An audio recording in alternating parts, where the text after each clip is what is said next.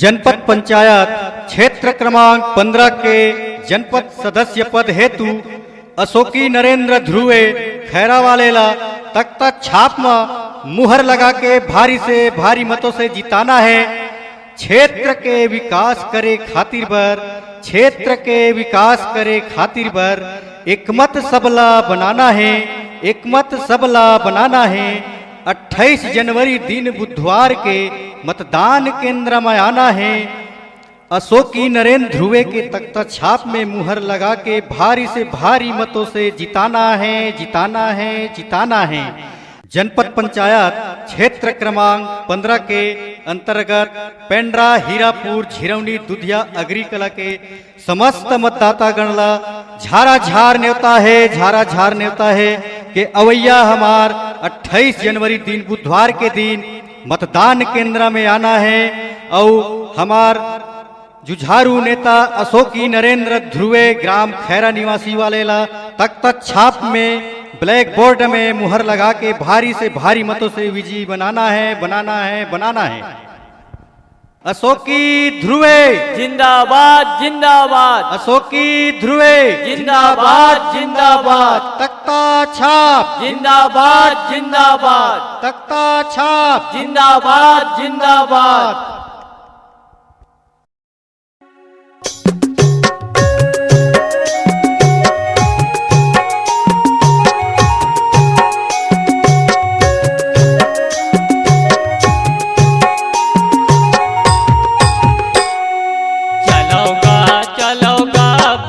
Darrel चलाना, चलोगा चलोगा vote Darrel चलाना। अशोकी दीदी खड़े हवे जनपद पद पर चुनावना, अशोकी दीदी खड़े हवे जनपद पद पर चुनावना।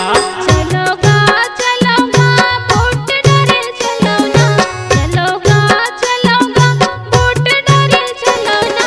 अशोकी दीदी खड़े हवे जनपद पद पर चुनावना, अशोकी दीदी खड़े हवे जनपद पद पर चुनावना।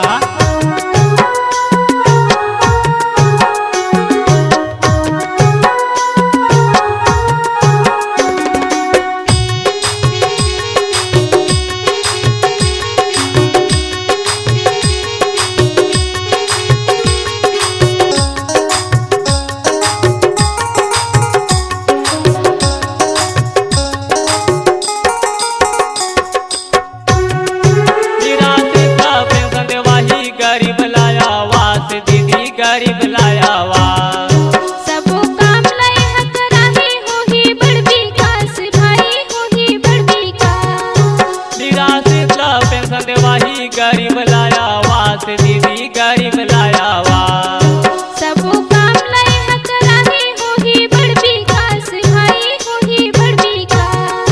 चलोगा चलोगा वोट डारेल चलाना, चलोगा चलोगा वोट डारेल चलाना। अशोकी दीदी खड़े हवे जनपद पद पर चुनावना, अशोकी दीदी खड़े हवे जनपद पद पर चुनावना।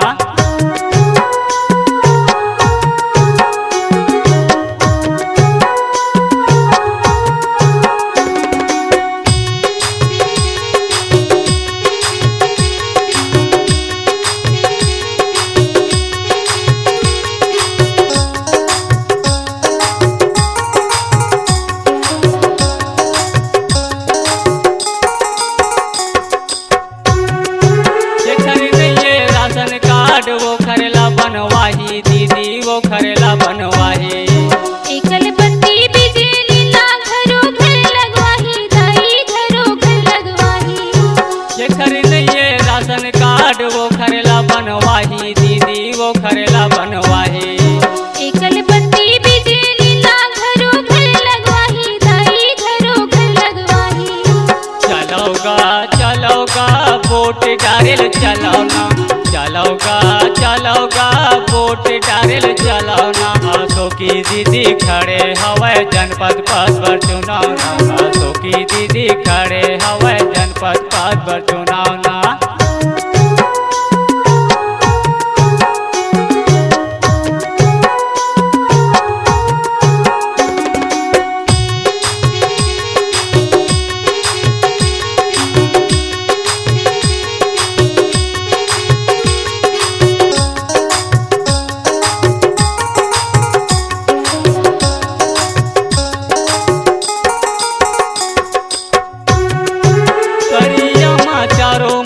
पचेरी बनवाही दाई पचेरी बनवाही। दाई दीदी बहनी मनभर निर्मल घाट बनाही भाई निर्मल घाट बनाही। करियामा चारो मुड़ा पचेरी बनवाही दाई पचेरी बनवाही। दाई दीदी बहनी मनभर निर्मल घाट बनाही भाई निर्मल घाट बनाही। चलोगा चलोगा बोट डारेल चलौना चलोगा चलोगा बोट डारेल चलौना। अशोकी दीदी खड़े हवे जनपद पद पर चुनावना। झुल मिल के सब वोट देबो जनपद पद पर चुनावगा। अशोकी दीदी खड़े हवे जनपद पद पर चुनावना। झुल मिल के सब वोट देबो जनपद पद पर चुनावगा। अशोकी दीदी खड़े हवे जनपद पद पर चुनावना। झुल मिल के सब वोट देबो जनपद पद पर चुनावगा। हमर अशोकी दीदी जिंदाबाद जी, अब तक छाप जिंदाबाद।